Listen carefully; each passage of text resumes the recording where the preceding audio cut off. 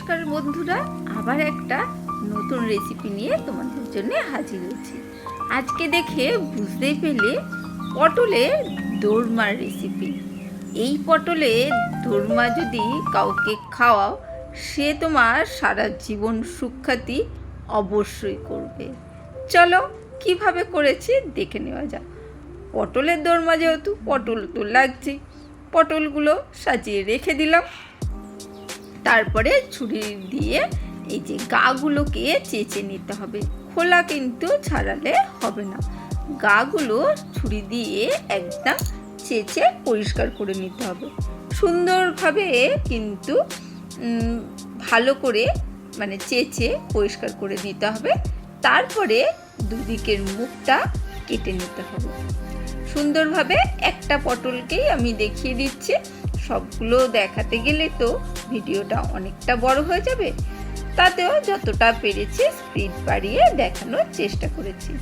তারপরে এই চামচে পিছন দিয়ে পটলের ভেতরে যে খাওয়ার দাওয়ারগুলো রয়েছে অবশ্যই সেইগুলোকে সুন্দর করে চামচের সাহায্যে একদম পেট খালি করে ফেলতে হবে। সুন্দরভাবে দেখতেই পাচ্ছ একদম ফাঁকা করে ফেলেছি। চলো অন্যগুলো কেটে নিয়ে আসি।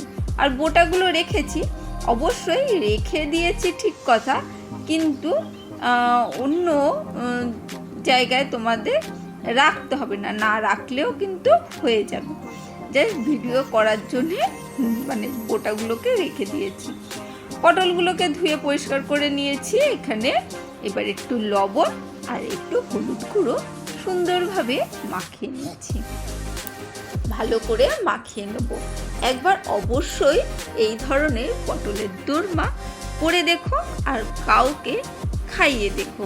যে তোমার বদনাম করে সেও কিন্তু গুণগান করবে।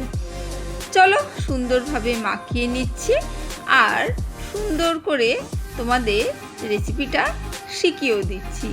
মনে হয় ভালো করে শিখে নিতে পারবে।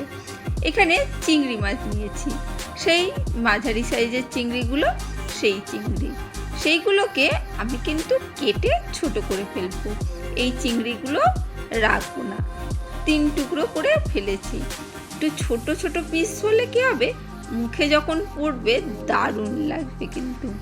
চলো চিংড়িগুলোকেও একটু লবণ একটু হলুদ গুঁড়ো সুন্দরভাবে মাখিয়ে নিচ্ছি।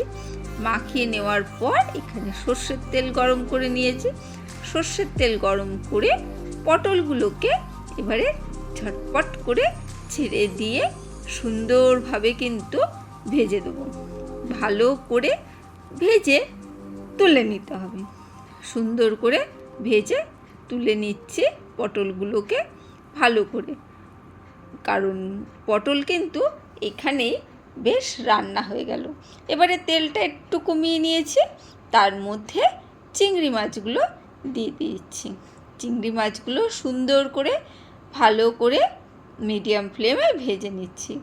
নিয়ে এর মধ্যেই পটলের যে ভেতরে জিনিসপত্রগুলো ছিল সেইগুলোকে দিয়ে দিচ্ছি, দিয়ে সুন্দর করে ভেজে নিচ্ছি ওর সাথে। তার মধ্যেই দিয়ে দিয়েছি পেঁয়াজ। তোমরা চিংড়ি মাছগুলোকে তুলেও রাখতে পারো অন্য কিছুর মধ্যে। আমি ঝটপট করার জন্যই কিন্তু চিংড়ি মাছের সাথেই পটলের ভেতরের জিনিসগুলো, পেঁয়াজ সব একসাথে দিয়েই কিন্তু ভেজে নিচ্ছি। আর মাঝখানে একটু আদা রসুন আর কাঁচা লঙ্কা বাটা সেইটা দিয়ে দিলাম। অবশ্যই একটু লবণ আর একটু হলুদ গুঁড়ো তো দিতেই হবে, সেটাও দিয়ে দিলাম। আর দিয়ে দিলাম সামান্য একটু জিরের গুঁড়ো। ব্যাস সুন্দরভাবে মিশিয়ে নিয়ে এবারে ঠান্ডা হতে দেবো। ঠান্ডা হতে দিয়ে দিয়েছি একটা পাত্রে। এরপরে এখানে পটলের ভেতরে এই জিনিসগুলো ঢুকিয়ে দেবো। যদি কেউ এর মধ্যে একটু জিনিসটা বাড়াতে চাও, অল্প একটু আলু সেদ্ধ দিতে পারো, দিয়েও নাড়াচাড়া করে, তাহলে কি হবে জিনিসটা একটু বেড়ে যাবে। এতে কি হয়েছে, একটু কম হয়েছিল, ভেতরে পুরগুলো একটু কম উঠতে হয়েছিল।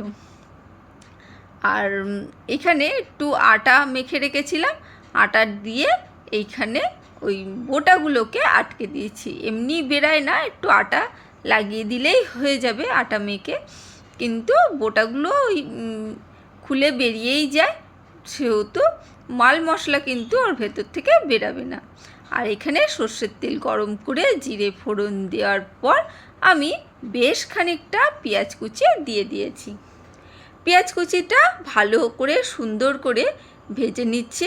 সুন্দর করে ভেজে নেওয়ার পর আদা রসুন আর কাঁচা লঙ্কা যেটা পেস্ট করে রেখেছি সেইটাকে দিয়ে সুন্দর করে এটাকেও কষিয়ে নিচ্ছি। মশলা যত সুন্দরভাবে কষাবে তার স্বাদ সুন্দর বেড়ে উঠবে। একটু লবণও দিয়ে দিলাম, দিয়ে ভালো করে কষিয়ে নিচ্ছি মশলাটাকে। একটু মিডিয়াম ফ্লেমে ধৈর্য ধরে মশলাটাকে কষাবে। কষিয়ে নেওয়ার পর এইখানে যে বাটিটা ছিল সেইখানে একটু লঙ্কার গুঁড়ো, একটু হলুদ গুঁড়ো দিয়ে দিয়েছি। এর মধ্যে একটু জলও দিয়ে দেবো, ও একটু জিরের গুঁড়োও দিয়েছি।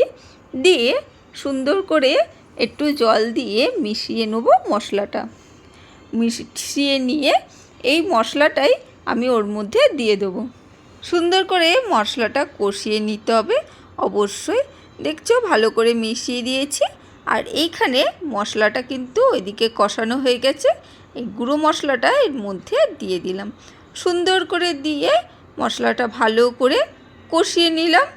কষিয়ে নিয়ে এখানে একটু সময় ধরে কষিয়ে নেবে, জল দিয়েছি সেহেতু একটু মশলাটা কষিয়ে নিতে হবে। সুন্দর করে ভালো করে কষিয়ে নেবে। আর যারা এত পর্যন্ত রয়েছো সেই সব বন্ধুদের উদ্দেশ্যে বলছি, যদি দেখতে দেখতে একটু লাইকটা দিতে ভুলে যাও তাহলে অবশ্যই লাইকটা দিয়ে দেবে।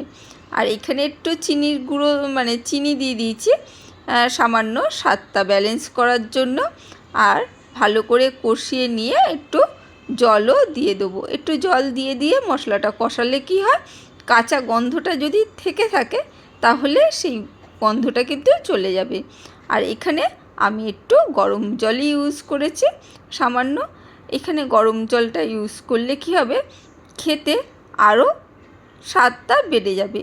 ও আর মেন কথা যেটা বলতে ভুলেই গেছি, পটলগুলো কিন্তু একটু মোটা মোটা সাইজের নেবে। দেখে নিশ্চয়ই বুঝতে পেরেছিলে পটলগুলো একটু বড় বড় মোটা মোটা ওলা পটল নিতে হবে। পটলের দোরমাতে কিন্তু ছোট পটল নিলে হবে না। গরম জল দিয়ে ভালো করে মিশিয়ে নিচ্ছি। সুন্দর করে মিশিয়ে নিয়ে একটু গরম মশলা গুঁড়ো দিয়ে দেবো, তারপরে পটলগুলো ছেড়ে দেবো।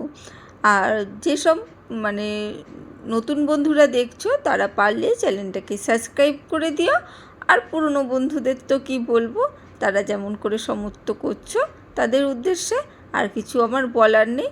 এইভাবে সমর্থন করো। চলো পটলগুলো দিয়ে দিয়েছি, এবার একটু ঢাকনা দিয়ে ফুটিয়ে নেবো। সুন্দর করে ফুটিয়ে নেবো। খুব ঝোল হয় না এই রেসিপিতে, তাই একটু শুকনো শুকনোই রাখার চেষ্টা করবে। রেডি হয়ে গেছে, অবশ্যই এইভাবে করে দেখো। আর আমার কথাটা মনে রেখো, গুণগান কিন্তু করবে। আজকের জন্য টাটা, বাই বাই।